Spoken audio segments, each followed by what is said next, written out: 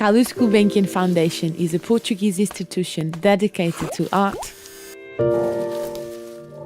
science, education and charity. One of the secrets to understanding Calouste Gulbenkian is to understand that he was a citizen of the world, and in particular, he was a citizen both of the East and of the West. I think there are three phases to the development of his philanthropic practice and vision. The first one is from his parents and his antecedents, which is very much an Armenian one, and an Armenian one of the upper merchant class. Mm-hmm. So they finance Armenian schools, Armenian churches, and Armenian hospitals. And he, in pursuance of that, he did create a church in London, and he funded a library in Jerusalem, which we still look after.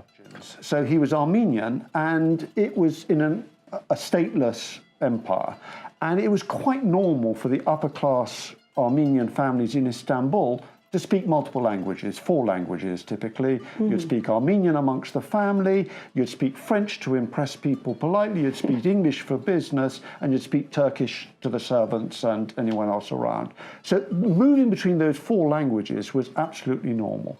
And the Armenians had been caught between different cultures throughout their time, and they were a diasporic people. Then he evolved, and in the 1930s, he was made the president of the AGBU, which is the largest Armenian charity founded by a cousin of his. And he then starts to be strategic, as we'd say nowadays, in his vision, in 2 aspects. One, he realized that all the gifts were far too fragmented and dominated by special interest groups who wanted the money dedicated to them. And he said, no, we need to put it in a pot, we need to work out what it is that needs to happen, and then give them the money in that. And the second aspect is, it's just after the genocide, so there are huge numbers of people with no homes. The policy before was to send them to Russia, and he said, that's not going to work. The Russians will take our money and then abuse them. We need to build sustainable communities in the Middle East, and that's what he did. I mean, I remember my mother always saying he really only had 3 great interests in life, which was oil, art, and horticulture. Oh, he checked all the expenses, wanted to know when the number of cutlets had been ordered, who had eaten them, and nothing had been wasted. And in particular, I remember my grandmother had a pot of face cream, and he went through the accounts, found the charge of the pot of face cream, and couldn't see that 6pence had been reclaimed on the pot when it was empty. And I think there was about £5 worth of telegrams going between Lisbon and Paris, trying to find out why a pot of cream had not been reclaimed at another 6pence when it was empty. Then finally, and the last stage, is at the very end of his life when he's creating what he wants as the legacy for his foundation, which is here. Yeah. And he had a different vision again, which is an international vision. He was always absolutely clear that he wanted to help all of humanity, that his fortune was too large to ever be captured by one country. And it was of his nature. His community was the world. 25 years ago, oil was struck at Kirkuk in Iraq. Then, to tap the vast resources that lie there, a giant pipeline was laid to Banias on the Mediterranean, 556 miles away. At a cost of £41 million, the operation is now completed. British and American contractors have laid 160,000 tons of piping from Kirkuk, top right of the map, 556 miles across the desert to Banias on the Mediterranean. Now the oil is unleashed, the precious fluid that means prosperity to this land, which shares all profits with the Iraq Petroleum Company. From Kirkuk, that wealth now flows to Banias and the world. Like Venice, the other great city of merchant sailors, Lisbon lies at the very water's edge. Here is the seat of government and the heart of Portugal's commercial life.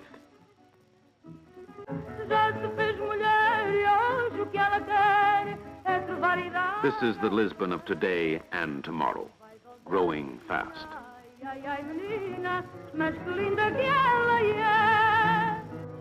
In the pavement cafes over wine and coffee, like anywhere else, there is talk of politics.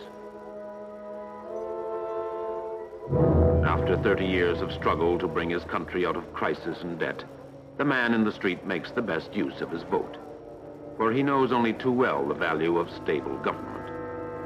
This spirit can be seen in the respect shown towards the man who in 1928 began to steer his country towards its present stable economy, Prime Minister Salazar.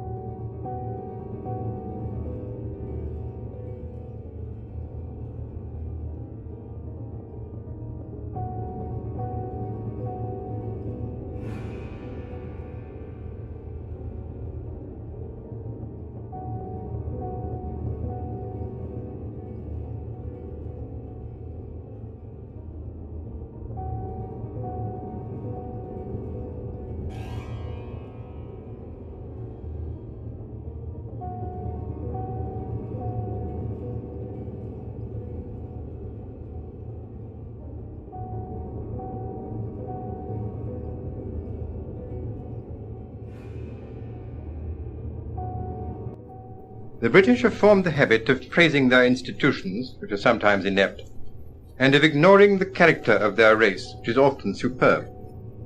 In the end, they will be in danger of losing their character and being left with their institutions. The result disastrous indeed.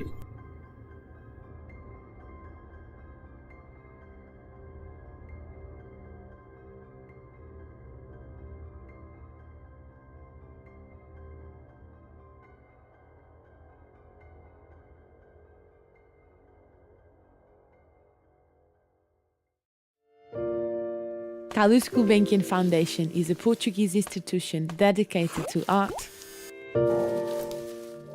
science, education and charity.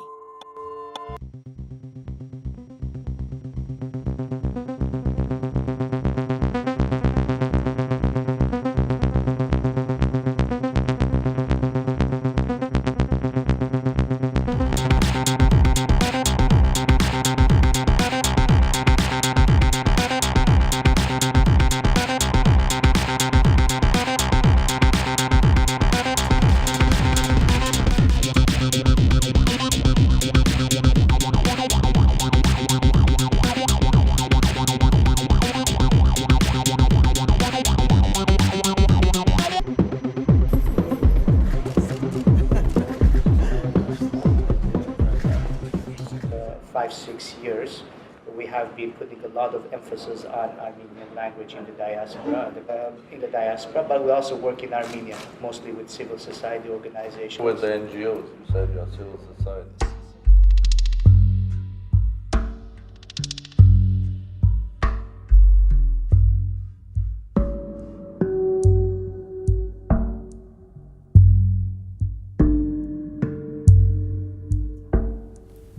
We're a global people.